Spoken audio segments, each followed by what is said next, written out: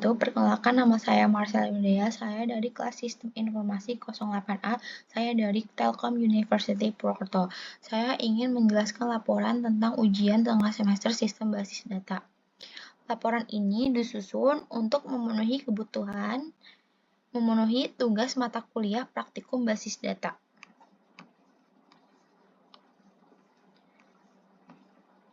Bab 1 IRD. Nah, di sini ada flowchart-nya, ada ID biaya, ID detail, status pelunasan, dan ID pasien. Biaya RS 040 melakukan pelunasan pasien 040 dan seterusnya.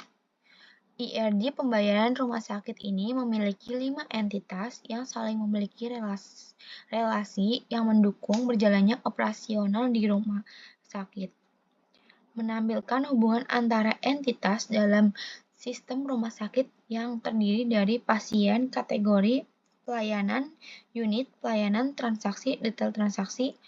Tujuan dibuatnya diagram ini sebagai pencatatan layanan atau pengelolaan transaksi layanan yang diberikan untuk pasien dengan informasi yang lengkap terkait unit dan kategori layanan serta pembayaran melalui transaksi. Berikut 5 entitas yang masing-masing memiliki entitas muat atribut. Di sini ada pasien 040 dan pelayanan 040. Dan di sini ada primary key, ID pasien, dan atribut ada nama, jenis kelamin, alamat, umur. Nah, pelayanan juga sama di sini dan seterusnya sampai bawah. Relasi antar entitas.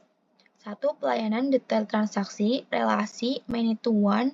Penjelasannya adalah banyak detail layanan dapat dicatat oleh satu detail transaksi, demikian sebaliknya. 2. Pasien biaya RS, relasi one to many. Penjelasannya adalah satu pasien dapat melunasi banyak transaksi pembayaran, tapi satu transaksi hanya dilunasi oleh satu pasien. Dan 3 adalah pelayanan kategori, relasi many to many adalah penjelasannya adalah satu kategori bisa memiliki banyak layanan. Setiap layanan termasuk satu kategori saja, misalnya paracetamol masuk kategori pemberian obat. Dan di sini ada unit pelayanan, relasi one to many, penjelasannya adalah satu unit kamar bisa memberikan beberapa layanan, misal obat, rawat inap, serta perawatan. Beberapa layanan dapat digunakan di dalam satu unit kamar, atau misal tindakan medis seperti rehabilitasi dan rawat inap.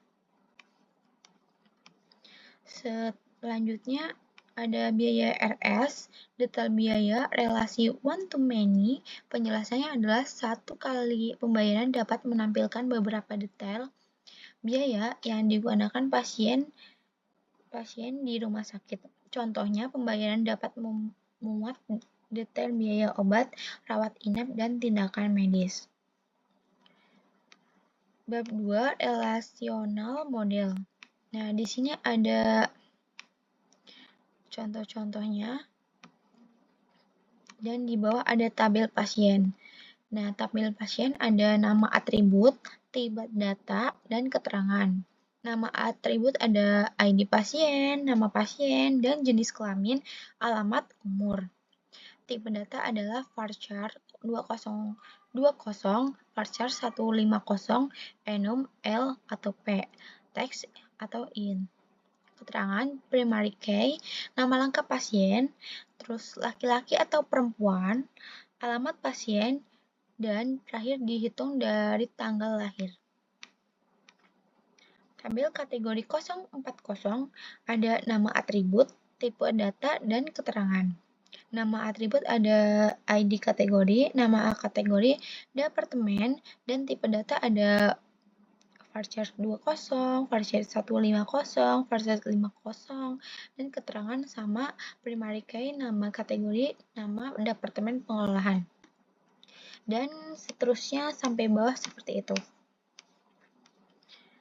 Dan bab 3, script DDL dan DML. DDL pembuatan database yang menjadi tahap awal. Dan di sini ada MySQL. Penjelasannya, kita langsung ke penjelasannya aja ya guys. Penjelasannya, buat database dan tentukan namanya database setelah database berhasil dibuat. Gunakan database tersebut untuk menambahkan setiap entitas ke dalam database yang telah dibuat seperti berikut. Nah, di sini ada nih. Di sini ada script tabel pasien 040. Terus abis itu nih script tabel kategori 040. Dan di sini ada kayak SS-an doang dan penjelasannya ya guys. Jadi kita langsung di bawah aja. Tuh.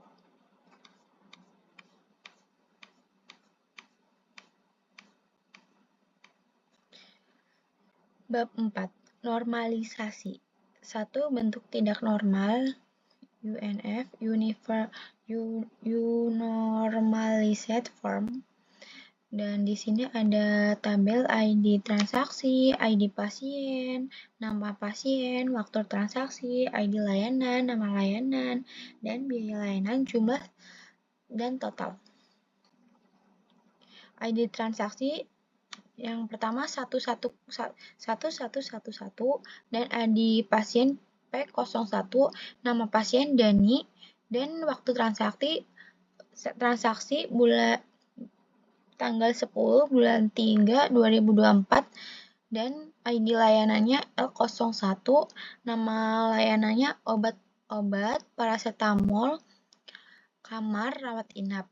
Nah, di sini biaya obatnya ada 20.000 dan biaya kamarnya ada 140. Dan jumlah obat ada 2 dan kamar ada 1. Jumlah totalnya ada obat paracetamol ada 40 dan jumlah total kamar ada 140.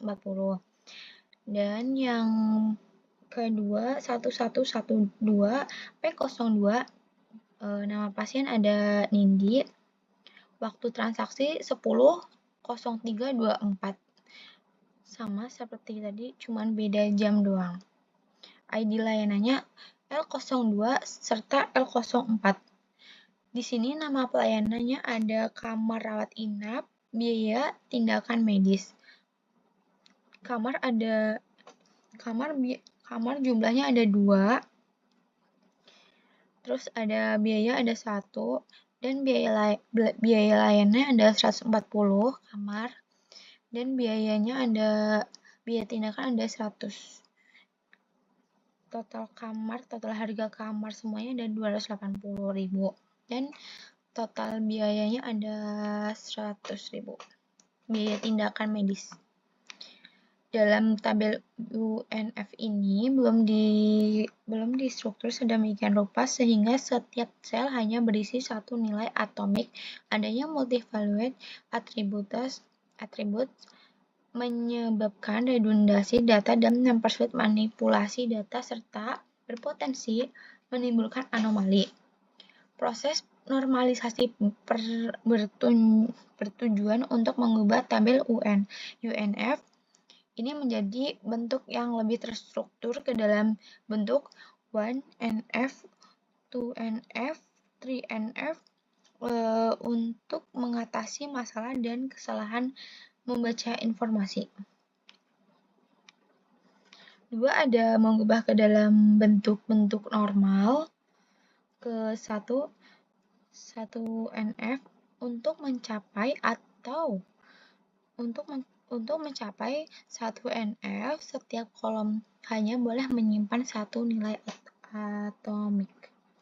Dan tidak ada data yang berulang dalam satu baris, oleh karena itu kita akan memecahkan baris yang memiliki banyak nilai dalam satu sel menjadi beberapa baris.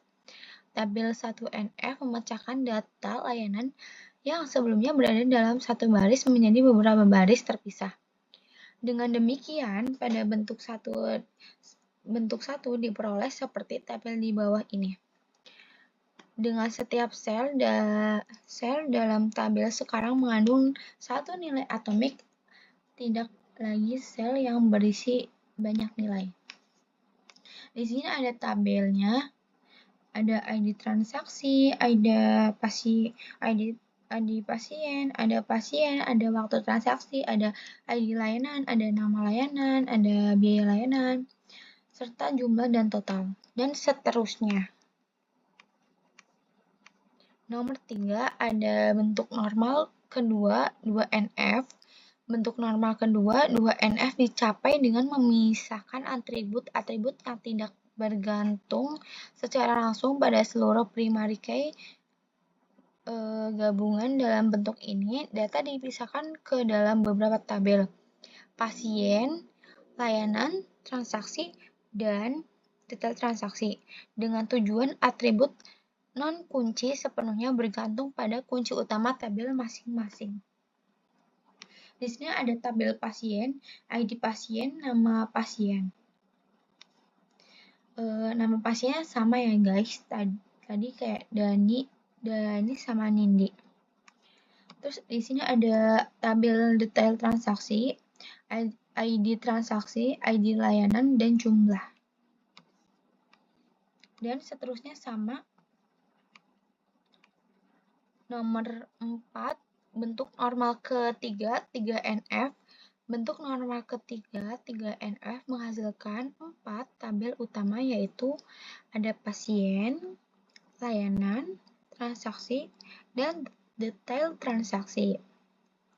Setiap tabel tersebut hanya menyimpan data yang terkait langsung dengan primary key untuk menghindari duplikasi data ketergantungan yang tidak perlu, sehingga data lebih efisien dan teratur.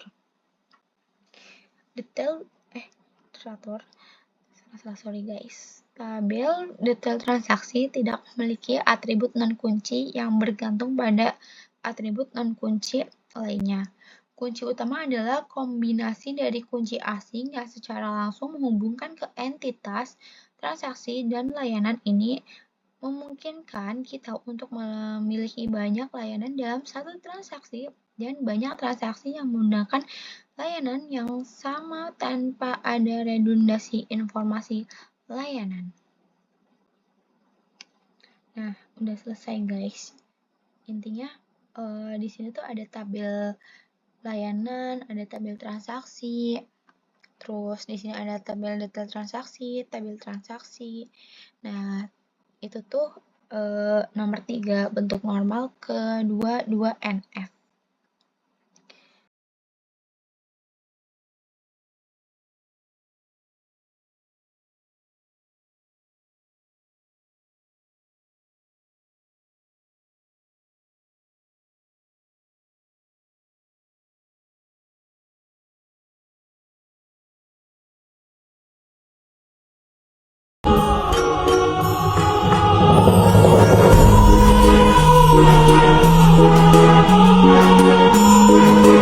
Thank you.